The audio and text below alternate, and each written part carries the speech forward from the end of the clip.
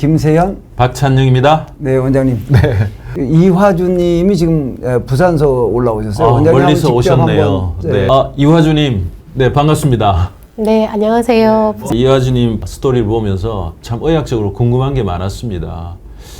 특히 이제 유방암 환자분이시고 수술을 하셨다는데, 유방암은 처음에 언제 진단을 받게 되었습니까? 네, 제가 유방암 진단은 2018년 2월 25일 진단받게 되었습니다. 네. 이화주님은 암이 올 만한 생활 습관적인 환경적인 이유가 있었는지 좀 궁금합니다. 네, 저는 둘째 아이를 놓고 나서부터 체중이 한 25kg 정도 쪘었어요. 그래서 늘 다이어트가 새해 목표였어요. 새해 목표를 누구는 뭐 이렇게 여러 가지를 하지만 저는 항상 다이어트였거든요.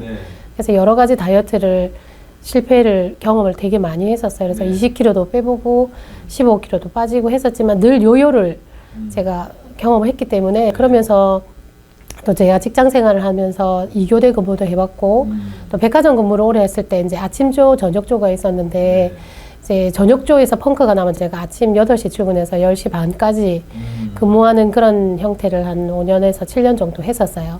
그러다 보니까 이제 밥도 5분 만에 빨리 먹고 올라와야 되고 그리고 이제 집에 가면 또 배고파서 또 먹고 점심이 저희가 한시다 보니까 한식 먹고 간식도 먹었지만 또 집에 가면 또 배고프니까 또 야식도 먹고 또 주말에는 하루 종일 먹고 자고 하다 보니까 제가 늘 체중이 불렀다가 또 빠졌다가 이런 반복되는 상황에서 제가 백화점에 일하면서 손목을 한번 다친 적이 있거든요. 그래서 병원을 갔더니 살부터 빼라라고 하시더라고요. 그래서 왜 손목을 다쳤는데 살을 빼라라고 하냐 하니까 염증이 너무 많다.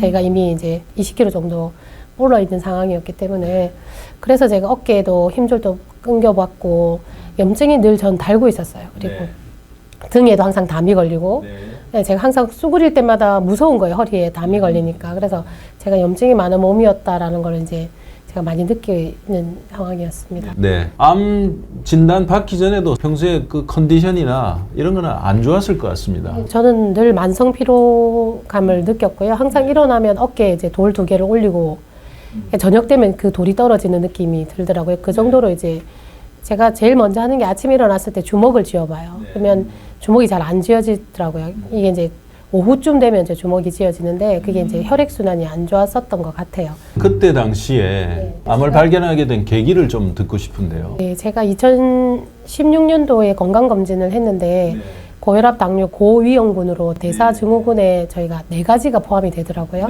그래서 의사 선생님들도 정말 살 빼지 않으면 큰일 난다라고 말씀을 듣고 제가 헬스장을 끊었어요. 그래서 1년 동안 PT를 받으면서 헬스를 하는 도중에 2017년 12월에 이제 샤워하는 중에 가슴 위쪽에 멍울이 만져졌었어요.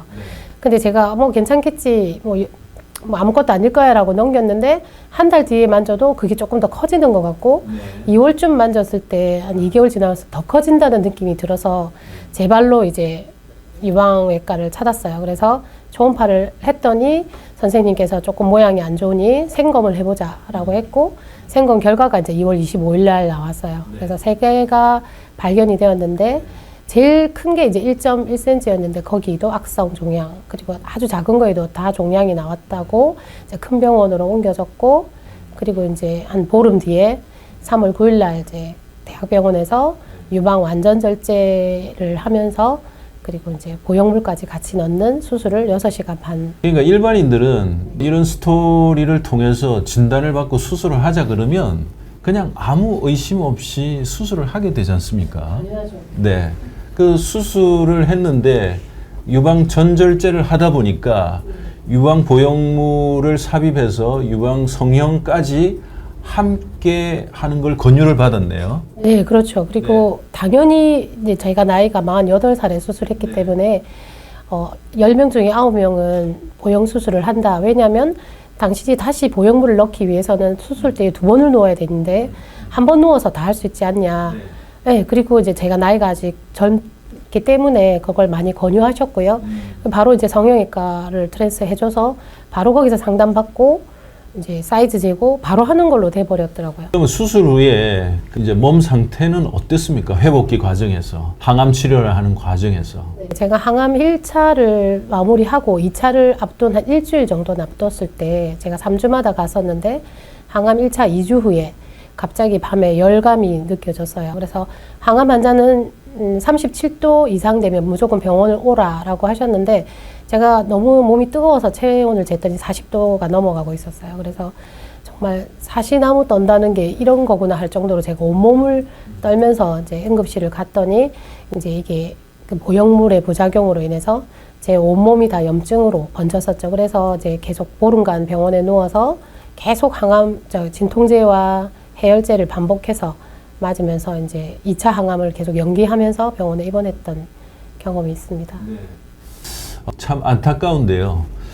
제가 이런 히스토리를 들어보니까 암이 왜 생겼고 또 수술 후에 왜 몸이 망가졌는가라는 이런 정리를 좀 해볼 필요가 있을 것 같습니다.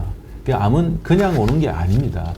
아니땡 굴뚝에 연기 안 난다고 암이 오시는 분들은 반드시 생활 습관이나 건강 십계명의 기준에서 볼 때 상당히 그 멀어진 삶을 사는 경우가 많았습니다. 이분 같은 경우에는 일단은 백화점 근무를 몇 년간 하셨죠?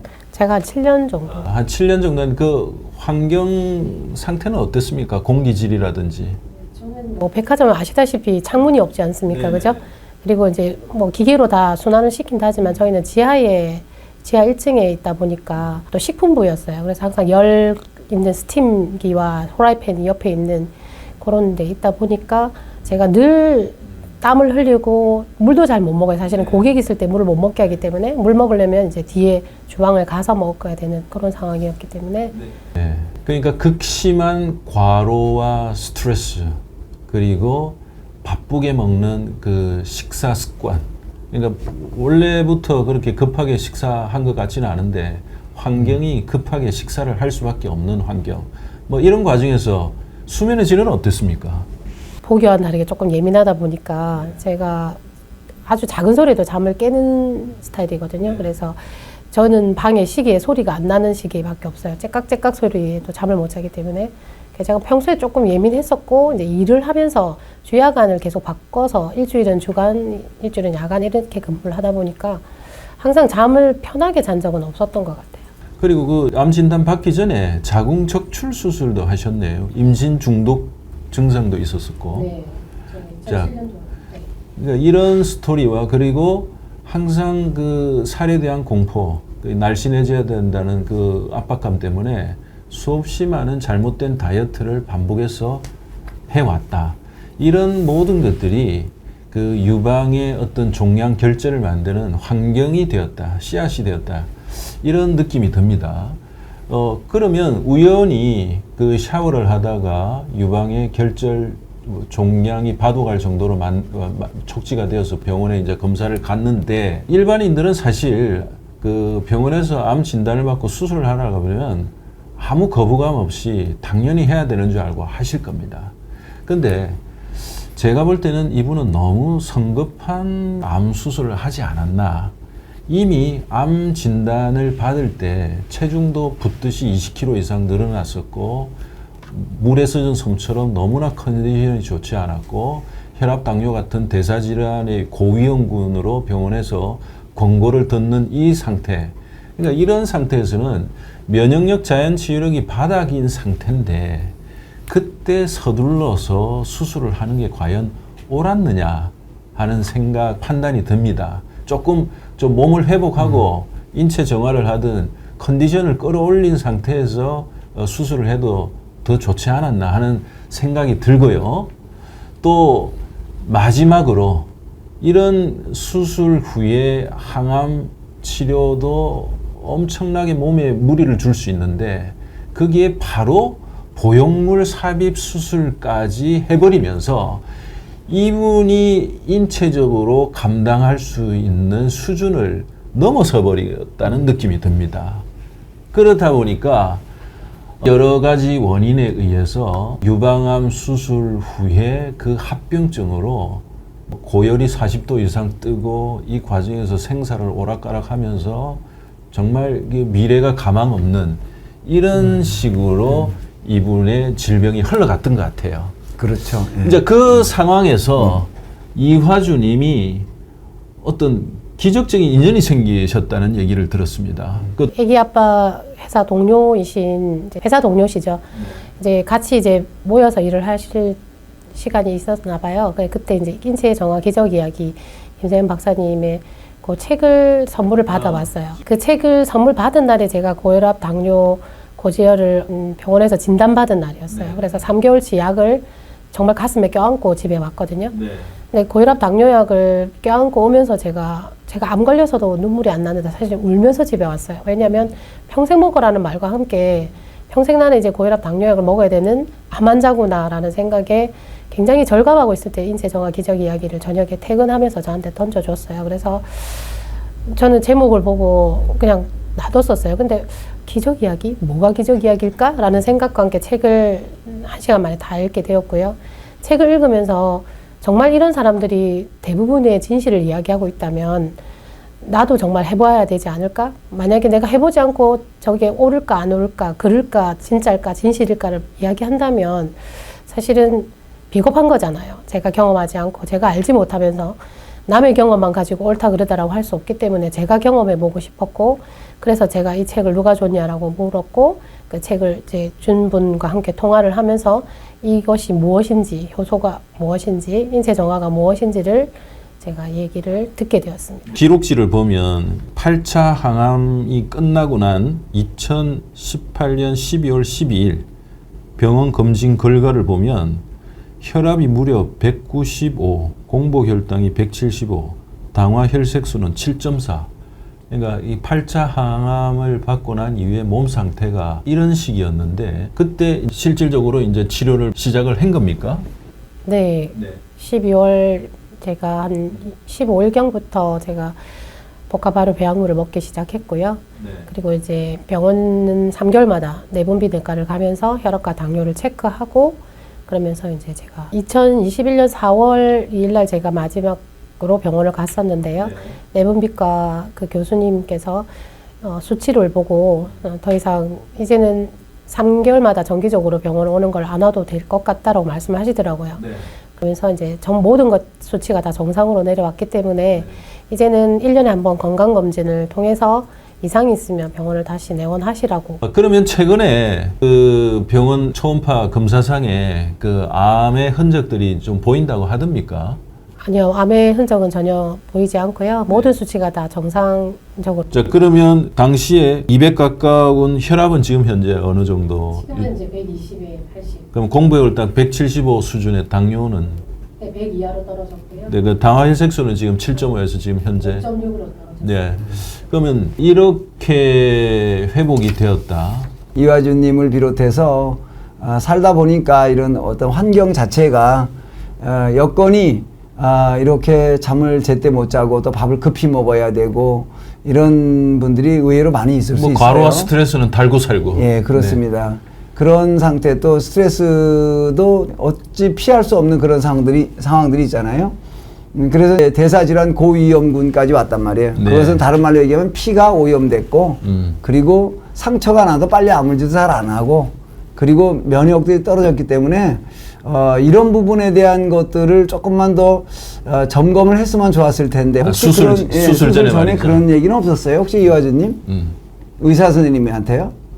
네, 의사 선생님한테 제가 수술을 왜 빨리 받아야 되냐고 여쭤본 적이 있어요. 그랬더니 암이 급속도로 퍼질 수 있고 암이 급속도로 퍼지면 이제 전신에 전 장기에 다 퍼졌을 때 어떻게 할 거냐고 저한테 되물으셨어요.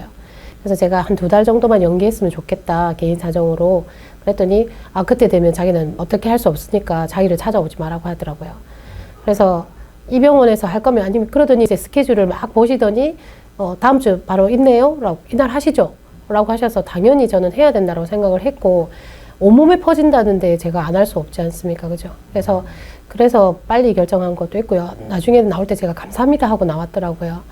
그래서 어쩌면 사실은 의사 선생님 말 한마디가 저한테는 신의 이야기고 제 목숨을 쥐고 있기 때문에 더 간절했던 것 같아요. 네, 박사님.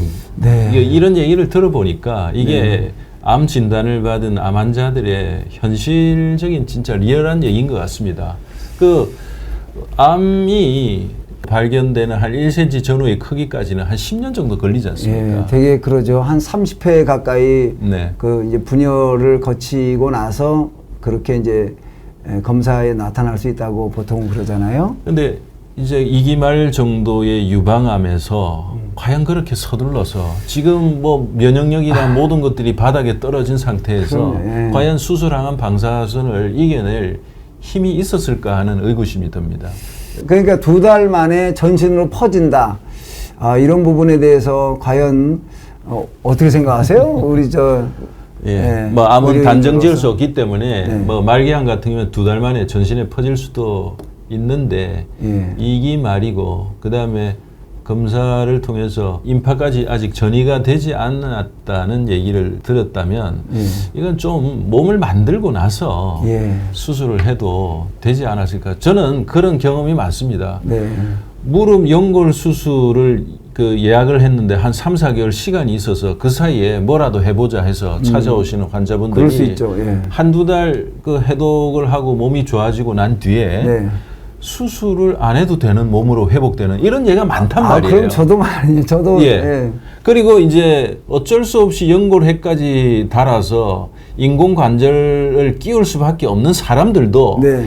그냥 수술을 하는 것과 해독을 통해서 좀 몸을 정화하고 만들고 난 뒤에 수술을 하는 그 예후가 그렇죠. 어마어마하게 차이가 납니다. 그럼요. 혈액을 맑게 해서 네. 그런 상처가 빨리 아물고 그럴 수 있거든요. 예, 또, 이분은 예. 수술 후유증 합병증으로 그렇게 죽을 고비를 넘겨서 이 고생을 하셨는데 과연 이분이 바로 수술을 하지 않고 네. 한두 달 좀 몸을 만들고 인체 정화를 하고 좀 혈액을 맑히고 기초 체력을 올리고 면역력을 올려서 수술을 하면은 훨씬 더 그렇죠. 예. 좋은 결과가 나지 그럼요. 않았을까. 예, 당연하죠. 어떤 이들은 막 그때부터 패닉 상태에 들어가거든요. 인생이 끝났다고 예, 생각해요. 그렇게 되면은 사실상 그 공포나 이런 것들이 오히려 더 우리 몸에 아드레날린을 더 많이 자극시키고 그래서 그런 호르몬이 나오고 피가 더 산소로 가고 더 수축되고 이런 어떤 악영향도 우리 고려를 해야 되거든요. 사실은. 네. 이화주님은 그 당시에 회복 과정에서 위장관 소화가 일반 식사를 하지 않는 기간을 한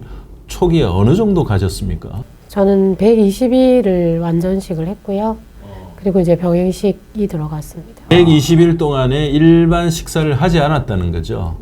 네. 복합 발효 배양물 위주로 드셨다는 거죠. 네, 그렇죠.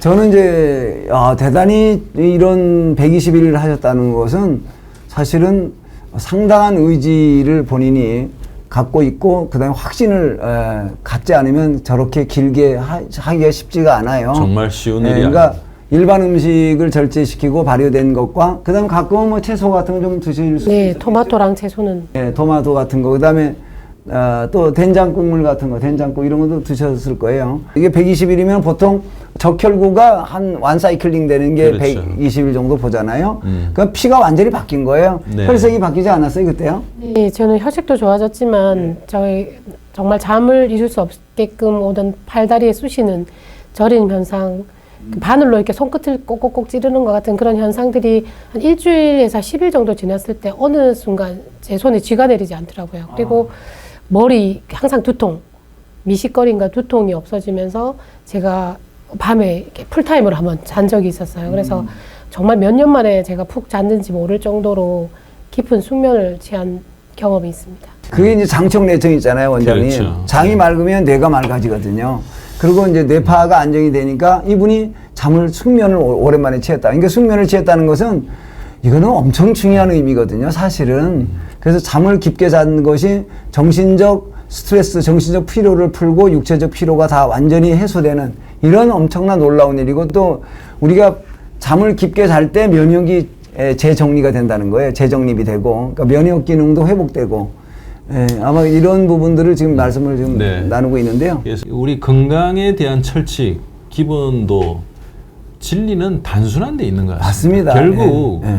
잘 먹고 잘 소화시키고 잘 싸고 잘 자고 그렇죠. 결국 이화주님은 그게 안 돼서 병이 왔는데 예.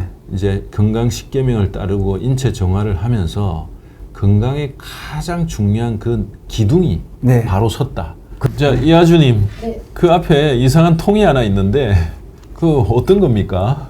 네, 제가 항암 8차 이후에 이제 병원 치료를 마쳤고요. 이제 한 3개월마다 병원 가서 검사를 하는데 제가 5년 동안 먹어야 되는 타목시펜이라는 약이 있어요. 칼슘제랑 같이 먹어야 되는 약과 고혈압, 당뇨, 지방간을 고지혈까지 제가 처방 받았을 때 그 3개월분의 약을 받았고요.